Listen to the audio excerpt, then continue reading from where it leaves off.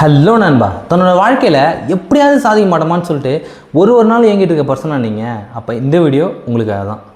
நீங்கள் யாராக வேணால் இருக்கலாம். ஒரு ஸ்கூல் போகிற ஸ்டூடெண்ட்டாக இருக்கலாம், இல்லை காலேஜ் போகிற ஸ்டூடெண்ட்டாக இருக்கலாம், இல்லை காம்படிட்டிவ் எக்ஸாமில் தோற்று மறுபடியும் விடாமுயற்சியோடு எழுதுகிற எக்ஸாம் ஆஸ்பிரண்ட்டாக கூட இருக்கலாம்.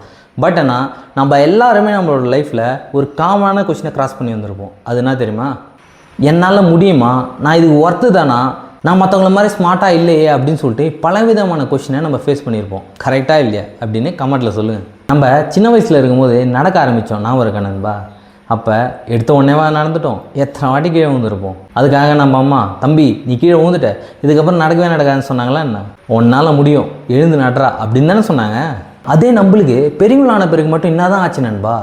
ஏதாவது ஒரு எக்ஸாமில் தோத்துட்டாலோ, இல்லை ஏதாவது ஒரு இன்டர்வியூவில் ஃபெயில் ஆகிட்டாலோ, இல்லை ஏதாவது ஒரு காம்படிட்டிவ் எக்ஸாமில் ஃபெயில் ஆனாலோ நம்ம அப்படியே உடஞ்சி போயிடுறோம். நம்மளே ஜட்ஜ் பண்ண ஆரம்பிக்கிறோம். என்னால் முடியல, நான் இதுக்கு ஒர்த்து இல்லை, நான் மற்றவங்க மாதிரி ஸ்மார்ட்டாக இல்லை, அது இதுன்னு சொல்லிட்டு.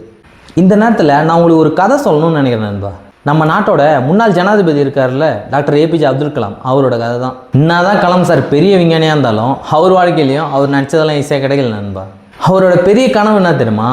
இந்தியன் ஏர்ஃபோர்ஸில் பைலட் ஆகிறது தான். அதுக்காக எக்ஸாமும் எழுதினார், செலெக்ஷன் ப்ராசஸ்க்கும் போனார். பட் ஆனால் செலக்ட் ஆகலை. ஏன் தெரியுமா? அங்கே இருந்தது 8 வேகன்சி தான் நண்பா. அவரோட ரேங்க்கு 9th ரேங்க்கு. யோசிச்சு பாருங்கள், வெறும் ஒரே ஒரு ரேங்க்கில் தன்னோட வாழ்க்கையோட மொத்த கனவு போயிடுச்சின்னு சொன்னால் யார் தான் உடையாமல் இருப்பாங்க? பட் ஆனால் அவர் அந்த இடத்துல உடஞ்சி நிற்கலை. அவரோட வாழ்க்கையை வேற ஒரு பாதையில் கொண்டு போக ஆரம்பித்தார். அதுக்கப்புறம் என்ன நடந்தது நம்ம எல்லாருக்குமே தெரியும். Rest is history. அவர் தான் இந்தியாவோட மிசைல் மேன்.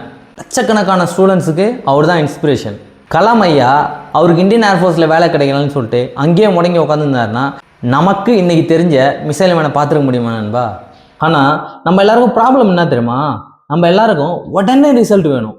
வெறும் 2 நாள் படிச்சுட்டு என்னால் கொஷின்ஸ்க்கு ஆன்சர் பண்ண முடியலையே, வெறும் 1 வீக் ப்ராக்டிஸ் பண்ணிட்டு என்னால் இம்ப்ரூவ்மெண்ட் காட்ட முடியலேன்னு சொல்கிறோம். நண்பா, ஒரு விஷயத்த சொல்லிட்டா, மண்ணுக்குள்ளே விதை போட்டவுடனே மரம் வளர்ந்துடாது. அதுக்கு தேவையான தண்ணி, பொறுமை எல்லாம் இருந்தால் தான் அது வளரும். அதே மாதிரி தான் நம்ம லைஃப்பும். மற்றவங்களோட லைஃப் ஜேர்னி கூட நம்ம லைஃப் ஜேர்னி என்றைக்குமே கம்பேர் பண்ணக்கூடாது. அவங்களோட டைம் லைன் வேறு, நம்மளோட டைம் லைன் வேறு. டெய்லியும் 1% இம்ப்ரூவ் பண்ணாலும் அது சக்ஸஸ் தான் நண்பா. Small progress is still progress. இந்த வீடியோ பார்க்குற ஒருத்தவங்கிட்டையும் நான் ஒரு விஷயம் சொல்லணும்னு நினைக்கிறேன். உங்களோட மார்க்ஸ் உங்களை டிஃபைன் பண்ணாது. உங்களோட ஃபெயிலியர் உங்களை டிஃபைன் பண்ணாது. உங்களோட பேக்ரவுண்ட் உங்களை டிஃபைன் பண்ணவே பண்ணாது.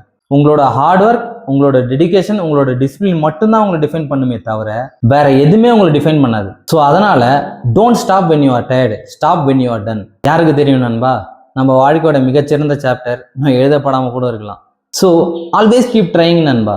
அடுத்த வீடியோவில் வைப்போம். அது வரையும் ஜெய் ஹிந்த்.